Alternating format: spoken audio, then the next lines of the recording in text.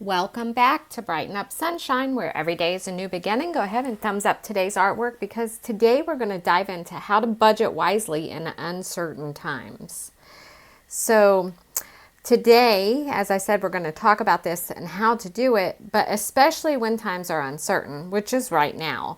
With the right strategies, you can maintain financial stability and even thrive during the challenging periods. I do believe this. We're going to cover essential budgeting tips, methods for tracking expenses, and strategies for adjusting your budget to stay on track. Let's get started on securing your financial future. I want you to understand the importance of budgeting. Number one key, budgeting is going to be crucial for financial health, particularly during uncertain times. A well-structured budget is going to help you manage your money effectively, prioritize your expenses, and save for the emergencies. It provides a clear picture of your financial situation, and it actually helps you to prevent yourself from overspending. There are huge benefits in effectively budgeting. It's going to reduce financial stress, allow you to allocate resources wisely, and it's going to help you to reach your financial goals even during economic instability. Budgeting is your roadmap to financial stability and peace of mind. Let's go to this section here, and this is something I want you to think about.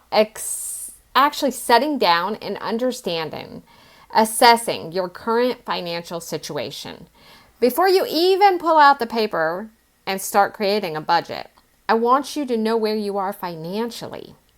I want you to gather your information, your income, your expenses, your debts, and all the money that you have in savings. This will help you understand where your money is going and identify areas for improvement. You have to know where you are, and you have to get real with yourself. So I want you to list all the sources of your income, including your salaries, your freelance work, your investment. I want you to track your monthly expenses, including your fixed costs like your rent, your utilities, your fixed rate mortgage, and all the variable costs, like if you have a variable rate, food, entertainment, just to name a few. Just sit down and write that out. Review your debt obligations and your savings account balances. Know how much you have and know where it's going.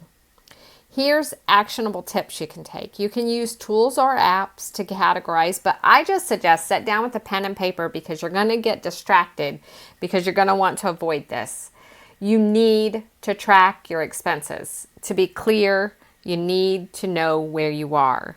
So sit down with a pen and paper. You won't get distracted on cute cat videos, and know where you are. Write it all out. Am I clear enough? Write it out. Knowing your financial situation is actually the very first step toward effective budgeting. And this is why I suggest during this time, don't do the fancy apps. Just sit down with a pen and paper.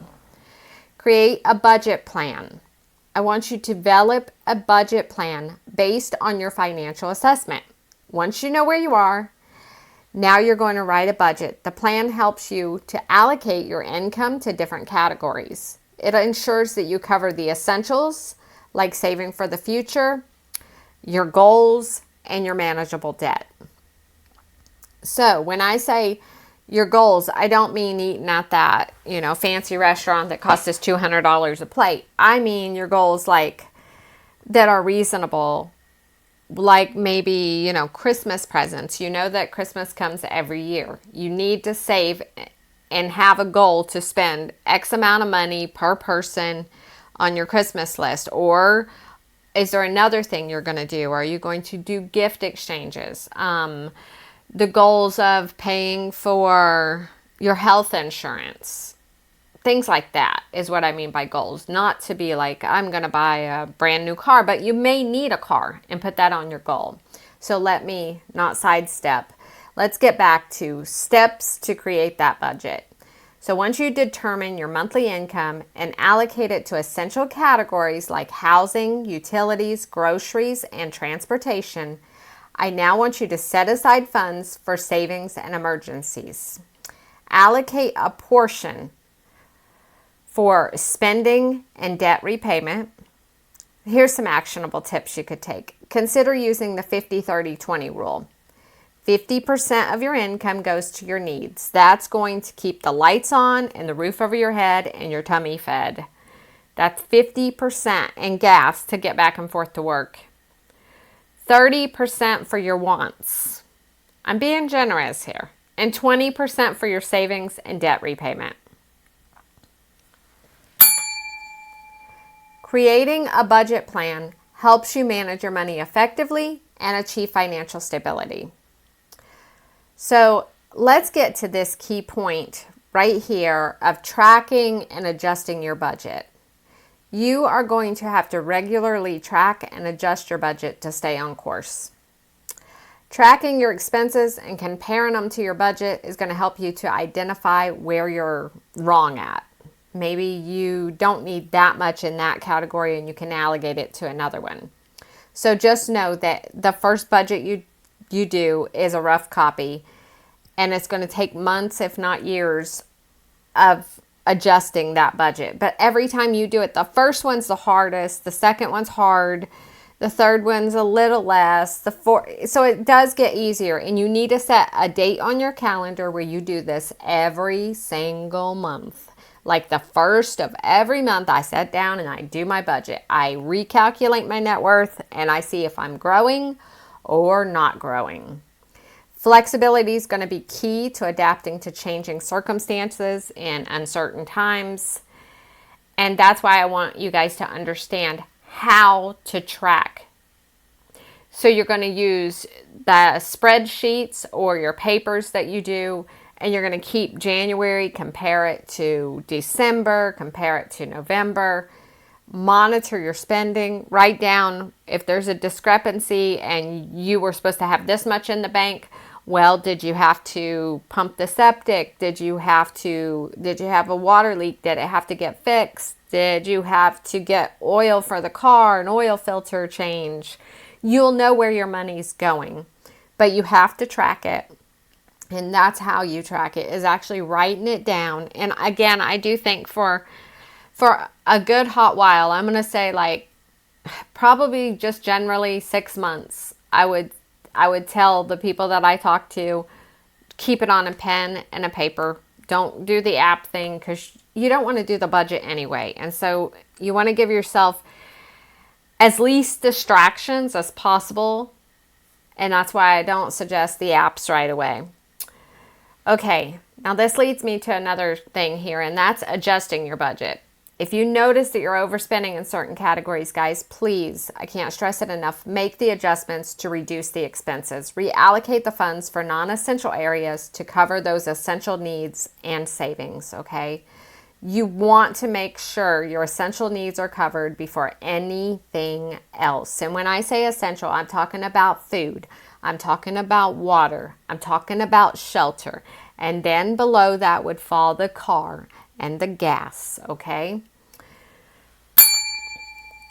I will ring the bell for this because I really want to get this straight and very crystal clear. Regularly tracking and adjusting is going to help you to stay on top of your finances and to adapt to any changes. And life is all about changes. Now, I want you to build an emergency fund. An emergency fund is going to be for essential financial security, especially in uncertain times.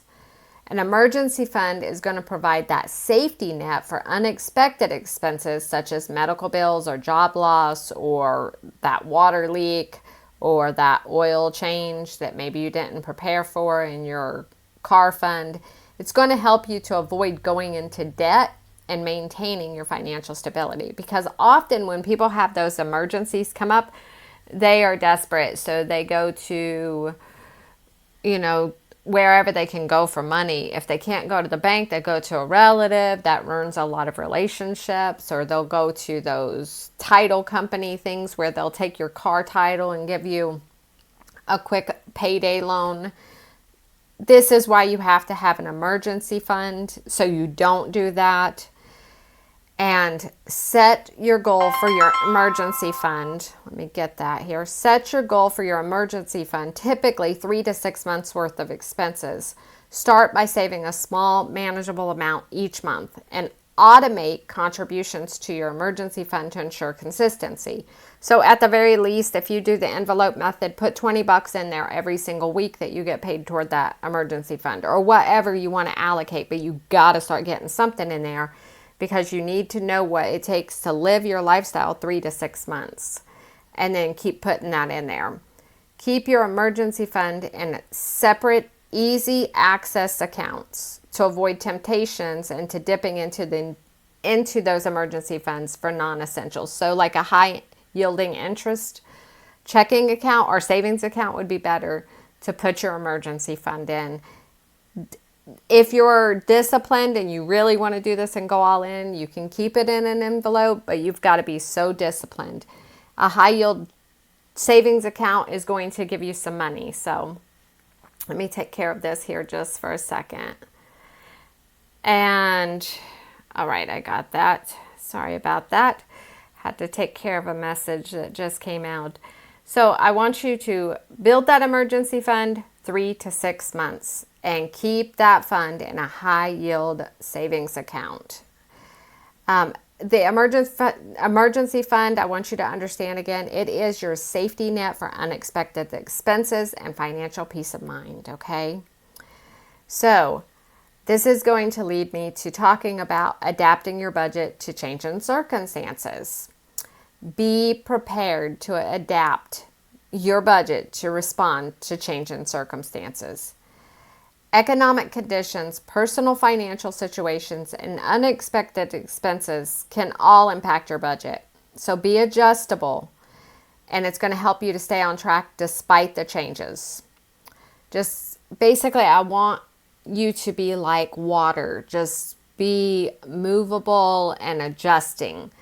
Not so stagnant. Just embrace the changes, where in uncertainty, a lot of times we get stressed out because we don't embrace that everything is changing, and that just gives us anxiety and stress, where instead if we say life is all about changes and how can you learn from this situation, then you'll adapt that growth mindset and you won't feel defeated before you even begin. So how do you adapt? You review and revise your budget as you're going to be needing to be done. And when facing the significant changes, such as that job loss or major expenses, you have to adjust the spending categories and saving goals to reflect your new situation. It's one step in front of the other. Just keep going, keep persevering. And another actionable tip I'll give you is stay informed about your financial situation and be proactive in making the adjustments to maintain the financial stability. I really want to make this and drive this home. Adapting your budget is going to ensure you remain financially secure and resilient regardless of change in circumstances. Just constantly looking at that budget every month and adjusting where needed. Because when we try to avoid it, we're going to end up getting ourselves in trouble. And then we ain't going to know how we got there.